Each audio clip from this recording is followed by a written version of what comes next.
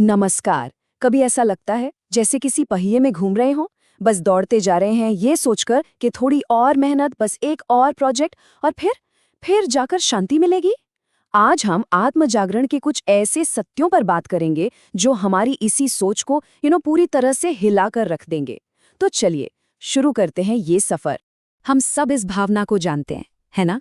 ये एक ना खत्म होने वाली दौड़ जैसी है, जहां ऐसा लगता है कि फिनिश लाइन पर सुकून हमारा इंतजार कर रहा है।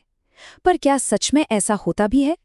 और देखिए, यही सवाल आज की हमारी पूरी बातचीत की नींव है। ये हमारी सबसे गहरी मान्यताओं को चुनौती देता है। क्या हो अगर शांति कोई ऐसी चीज ना हो जिसे हमें हासिल करना है, बल्कि वो हमारे अंदर पहले से ही मौजूद हो, बस उसे खोजने की देर है। तो चलिए शुरुआत उसी चीज से करते हैं जिसे हम में से ज्यादातर लोग कामयाबी का तमगा मानते हैं, हमारी व्यस्तता।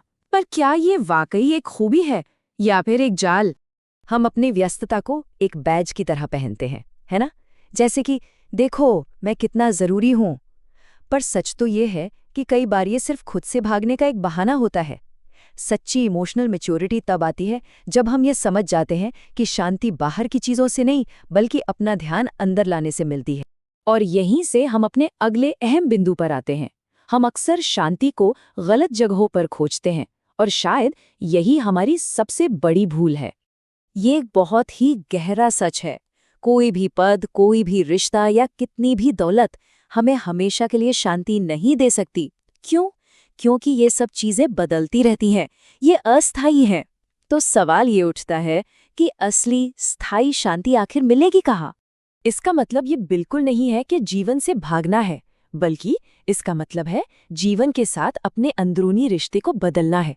जब हम बाहरी दुनिया से ये उम्मीद करना छोड़ देते हैं कि वो हमें पूरा करेगी, तब शांति कोई इनाम नहीं रह जाती, बल्कि हमारे अंदर की एक स्थिर अवस्था बन जाती। अब बात करते हैं एक बहुत ही आम परेशानी की। हम में से कई लोगों ने ध्यान करने की कोशिश की है, पर आखिर में नाकाम महसूस किया है। ऐसा क्यों होता है? चलिए ध्यान से जुड़े कुछ सबसे बड़े मिथकों को तोड़ते हैं। यही वो पहली सलाह है जो हम में से ज्यादातर लोगों को मिलती है, पर अक्सर ये उतनी असरदार साबित नहीं होती। और जब हमारा मन भटकने लगता है तो हम सोचने लगते हैं शायद ध्यान मेरे बस की बात नहीं। और यहीं पर एक बहुत ही चौंकाने वाली बात सामने आती है। हमें हमेशा लगता है कि ध्यान माने सांस, पर ये सच नहीं है। पहला कदम सांस है ही नहीं, पहला कदम है हमारा शरीर। सोचिए, एक स्थिर शरीर ही तो एक शांत मन की नींव रख सकता है ना? ये बात याद रखना बहुत जरूरी है। जब तक हमारा शरीर जमीन से जुड़ा हुआ और स्थिर महसूस नहीं करता, मन का भटकना तो स्वाभाविक है। इसलिए किसी भी तकनीक को आजमाने से पहले शारीरिक स्थिरता पर ध्यान देना सबसे पहला काम है। दूसरा मिथक ये है कि ध्यान के दौरान होने वाली असुविधा हमारी कड़ी मेहनत का सबूत है। पर सच ये है कि असली आराम आलस नहीं है, बल्कि सजग सहजता है। ये एक ऐसी अवस्था है जहां मन बाहरी दौड़-भाग से हटकर धीरे-धीरे अपने अंदर लौट रहा होता है। अब हम एक बहुत ही गहरे मानसिक बदलाव पर आते हैं। खुद को और अपने विचारों को अलग-अलग समझना। ये एक बहुत ही जबरदस्त विचार है। ये एक छोटा सा वाक्य भावनात्मक आज़ादी की चाबी है। हम अक्सर कहते हैं मैं दुखी हूं या मैं चिंतित हूं, पर यही एक भ्रम है। आप दुखी नहीं हैं, आपके मन में दुख का एक विचार आया है। और ये दोनों बातें बहुत अलग हैं। ये ट्रेन प्लेटफॉर्म वाली बात कमाल की है। सोचिए, आप प्लेटफॉर्म पर खड़े हैं और आपके विचार वो एक के बाद एक आती जाती ट्रेनें हैं। गुस्से की ट्रेन, चिंता की ट्रेन, खुशी की ट्रेन। हम क्या करते हैं? हर ट्रेन में कूदकर बैठ जाते हैं। पर अब हमें बस उन्हें देखना है, उन्हें आने जाने देना है, क्योंकि हम ट्रेन नहीं हैं, हम तो प्लेटफॉर्म हैं जो हमेशा वही रहता है। इस एक एहसास से ही विचारों की पकड़ ढीली पड़ने लगती है। इस अभ्यास के लिए हमारा सबसे जरूरी टूल है विवेक बुद्धि। ये हमारे मन का वो हिस्सा है जो बिना किसी लगाव के सिर्फ देखता है, ऑब्जर्व करता है। इसका काम विचारों को कंट्रोल करना नहीं है, बल्कि उन्हें साफ साफ देखकर समझना है, जिससे क्लैरिटी आती है। तो सवाल ये है कि इन सभी आइडियाज को हम असल जिंदगी में कैसे अपना सकते हैं। चलिए अब सिर्फ थ्योरी की बात नहीं करते, बल्कि एक स्पष्ट और प्रैक्टिकल फ्रेमवर्क को समझते हैं।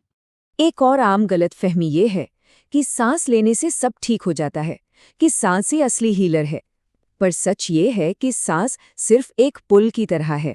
असली हीलर हमारी विवेक बुद्धि है, जो जागरूकता लाती है। सांस तो बस उस जागरूकता की स्थिति को बनाए रखने में हमारी मदद करती है। तो यहाँ जागरूकता को निखारने का एक 5 कदमों वाला ढांचा है। पहला, अपने शरीर को स्थिर करें।